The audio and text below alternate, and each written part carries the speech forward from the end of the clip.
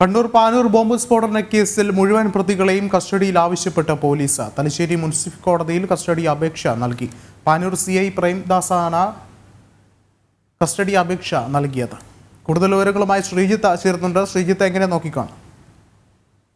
വിഷ്ണു, കഴിഞ്ഞ വെള്ളിയാഴ്ച പുലർച്ചെ പാനൂരിലുണ്ടായ സ്ഫോടനവുമായി ബന്ധപ്പെട്ടാണ് നിലവിൽ മുഴുവൻ പ്രതികളെയും കസ്റ്റഡിയിൽ ആവശ്യപ്പെട്ട് പോലീസ് റിമാൻഡിലുള്ള മുഴുവൻ പ്രതികളെയും നിലവിൽ കസ്റ്റഡിയിൽ ആവശ്യപ്പെട്ടിരിക്കുന്നത്. 12 പ്രതികളായിരുന്നു ബോംബ് നിർമ്മാണത്തിൽ അന്ന് അതിൽ പങ്കെടുത്തിരുന്നത്. അതിൽ ഒരാൾ കൊല്ലപ്പെടുകയും 3 പേർക്ക് പരിക്കേറ്റ് ചികിത്സയിലുമാണ്. ബാക്കിയുള്ള 9 പേർ നിലവിൽ പിടികൂടി.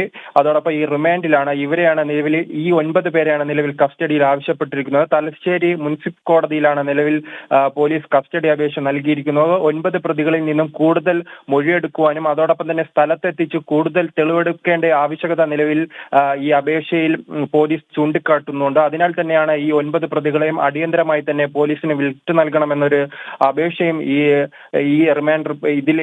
ഈ അപേക്ഷയിലുണ്ട്. എന്തായാലും പാനൂർ CI പ്രേംനാഥിന്റെ നേതൃത്വത്തിലാണ് നിലവിൽ ഇത്തരത്തിലൊരു അപേക്ഷ നൽകിയിരിക്കുന്നത്. ഈ പ്രതികളെ കസ്റ്റഡിയിൽ ലഭിക്കുകയാണെങ്കിൽ ഈ പ്രദേശത്തെത്തിച്ച് കൂടുതൽ ചോദ്യം ചെയ്യുകയും അതോടൊപ്പം തന്നെ കൂടുതൽ തെളിവുകൾ ശേഖരിക്കാൻ കഴിയുമെന്ന പ്രതീക്ഷയിലാണ്. അതോടൊപ്പം തന്നെ ഇവരെല്ലാം സ്ഥലത്തെ പ്രാദേശിക DYFI അതോടൊപ്പം തന്നെ CPMന്റെ പ്രവർത്തകരാണ്. അതിനാൽ തന്നെ കൂടുതൽ വിവരങ്ങൾ ഇവരിൽ നിന്നും ശേഖരിക്കേണ്ട സാഹചര്യമാണ് നിലവിൽ പോലീസിനുള്ളത്. വ്യക്തമാണ്. ശ്രീജിത്താണ് വിശദമായ റിപ്പോർട്ടുകൾ പങ്കുവച്ചത്.